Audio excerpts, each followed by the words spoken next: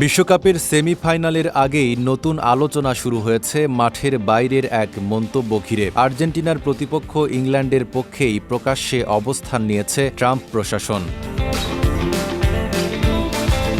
British সংবাদমাধ্যম daily মেইলকে দেওয়া সাক্ষাৎকারে মার্কিন প্রেসিডেন্ট ডোনাল্ড ট্রাম্পের বিশ্বকাপ প্রতিনিধি অ্যান্ড্রু জুলিয়ানি বলেন, যুক্তরাষ্ট্র যদি নিজেদের মাটিতে বিশ্বকাপ জিততে না পারে তাহলে ইংল্যান্ডের হাতে ট্রফি উঠতে দেখতেই তিনি বেশি আগ্রহী। তিনি বলেন, যুক্তরাষ্ট্রের ২৫০তম স্বাধীনতা বার্ষিকীর উদযাপনের বছরে ইংল্যান্ডের বিশ্বকাপ জয় একটি দারুণ গল্প হয়ে থাকবে।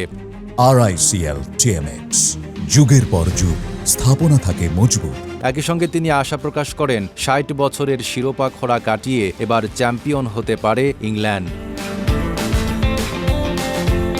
এদিকে জুলিয়ানি জানান, প্রেসিডেন্ট ডোনাল্ড ট্রাম্প নিয়মিত ইংল্যান্ড অধিনায়ক হ্যারি কেইনের খোঁজ খবর রাখেন। সম্প্রতি ট্রাম্প নিজেও সামাজিক যোগাযোগ মাধ্যমে কেইনকে দুর্দান্ত খেলোয়াড় এবং চমৎকার মানুষ বলে প্রশংসা করেছেন। তবে জুলিয়ানির দাবি, ট্রাম্প ফুটবলও বেশ ভালো বোঝেন, আর ছোট ছেলে ব্যারন ট্রাম্পের কারণেই এই খেলার প্রতি তার আগ্রহ তৈরি হয়েছে। তার মতে হ্যারি কেইন ও জুট বেলিংহ্যামই ইংল্যান্ডের সবচেয়ে বড় শক্তি। কোয়ার্টার ফাইনালে নরওয়েকে হারিয়ে সেমিফাইনালে উঠেছে ইংল্যান্ড। আগামী বুধবার শেষ চারের লড়াইয়ে তাদের প্রতিপক্ষ বর্তমান চ্যাম্পিয়ন আর্জেন্টিনা। মাঠের লড়াই শুরুর আগেই ট্রাম্প প্রশাসনের এই সমর্থন সেই ম্যাচ ঘিরে বাড়তি আলোচনার জন্ম দিয়েছে। Desk report, Dhaka post.